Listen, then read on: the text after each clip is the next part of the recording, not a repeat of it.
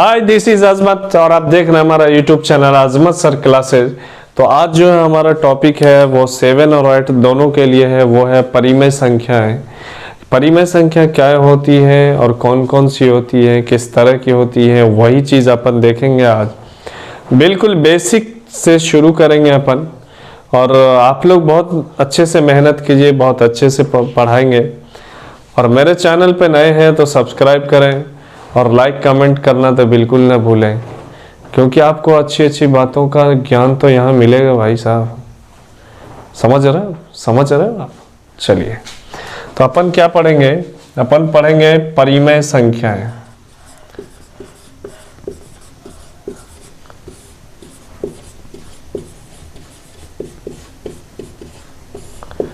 तो अपन परिमेय संख्या पढ़ेंगे। देखिए, सबसे पहले बात करते हैं कि परिमेय संख्या कहते किसको है, आखिर में असल बातें क्या है। तो बहुत सारे टीचरों ने बहुत सारे बच्चों को रटा दिया गया है और बहुत सारे बच्चे रट लिए हैं। टीचरों की इसमें कोई गलती नहीं है, कोई कसूर नहीं है, क्योंकि टीचर अच्छे से पढ़ाते हैं लेकिन बच्चे उन चीज़ों पर ध्यान नहीं देते, उनकी बातें अच्छे से सुनते नहीं हैं। तो फिर तो क्या है, कोई बात ही नहीं रही, खत्म हो गई। तो अपन देखिए, सबसे पहले बात करेंगे कि परिमेय संख्या कहते किसे हैं। तो अपन आपने पहले से भी पढ़ा होगा कि वह संख्याएं जो p बाई क्यू के रूप में हो, अर्थात q नॉट इक्वल टू 0 परिमेय संख्या कहलाते हैं। बिल्कुल सही कह रहे हैं आप, और बिल्कुल सही पढ़ा है आपने। लेकिन एक अलग लेवल का परिभाषा भी आपको मैं आज बताऊंगा, जो आपने नहीं पढ़ा होगा या पढ़े होंगे तो आपको वो ध्यान में नहीं होगा, वो यादें नहीं होंगी। तो पहले तो वही पढ़ाएंगे जो आपने पढ़ा है। तो वो क्या है? वो है कि वह संख्याएं जो p बाई क्यू के रूप में हो, जो p बाई क्यू के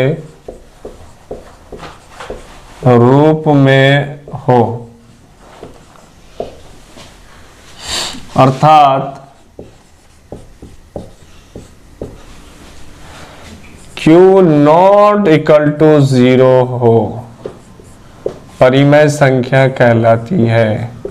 परिमेय संख्याएं कहलाती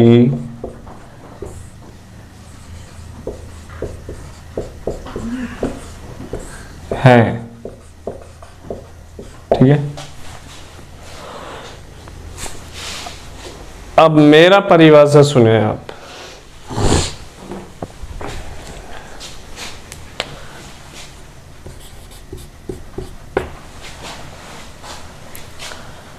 वह संख्याएं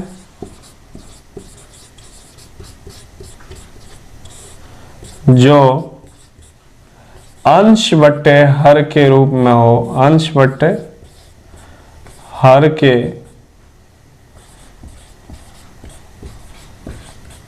रूप में हो, जहां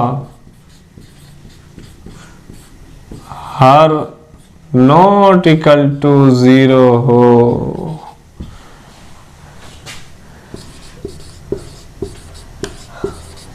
परिमेय संख्या कहलाती है। परिमेय संख्याएं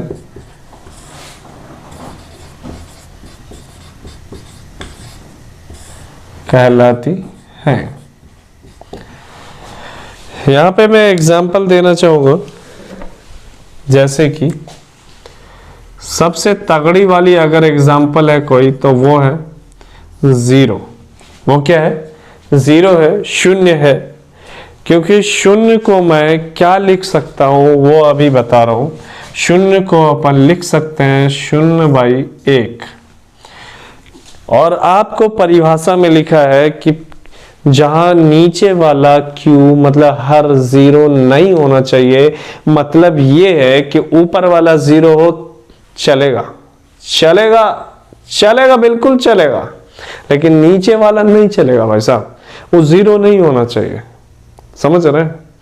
नीचे वाला 0 बिल्कुल नहीं होना चाहिए, वो परिमेय संख्या नहीं होगी।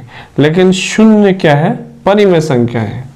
उसके बाद 5/2, उसके बाद 3/6, उसके बाद 1.2, उसके बाद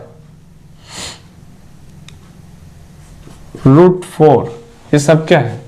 परिमेय संख्याएं हैं। इसमें कुछ पॉइंट्स हैं जो आपको पॉइंट्स भी लिखवा रहा हूं अभी मैं, तो वो पॉइंट्स लिख लें आप।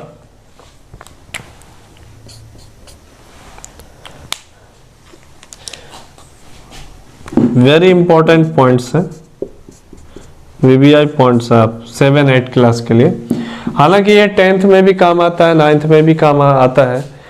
पढ़ाई कभी बेकार नहीं जाती है, पढ़ाई हमेशा हमेशा काम आती है, समझ रहे? तो 6, 7, 8, 9, 10 ये चारों पांचों क्लास में आपको परिमेय संख्या पढ़ना ही पड़ेगा और परिमेय संख्या का काम होता ही रहेगा, ठीक है? तो पहला पॉइंट है कि 0 एक परिमेय संख्या है। 0 एक परिमेय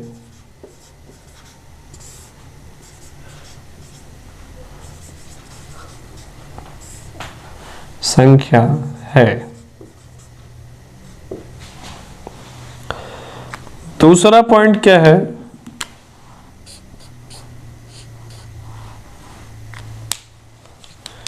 दूसरा पॉइंट है कि दशमलव वाली संख्या, दशमलव वाली संख्या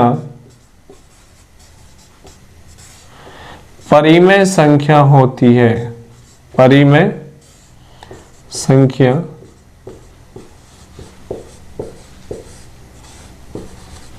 होती है, ठीक है?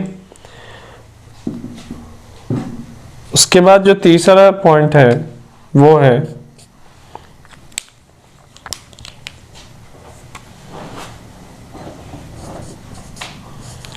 सभी पूर्ण संख्याएं, सभी पूर्ण संख्याएं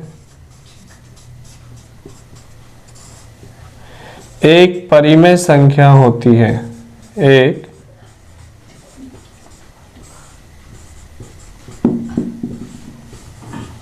एक परिमेय संख्या होती है, ठीक है? इसमें एक और सबसे इंपॉर्टेंट पॉइंट है, वो है वह संख्या है जिसका वर्गमूल निकले या जिसका रूट निकले वो परिमेय संख्या होगी। तो वो मैं लिख ही देता हूं।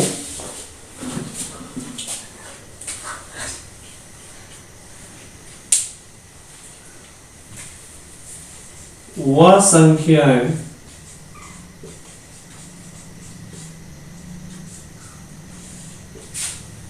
जिनका वर्गमूल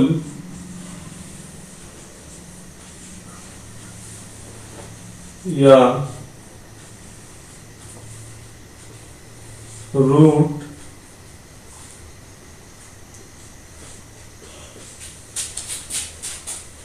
निकले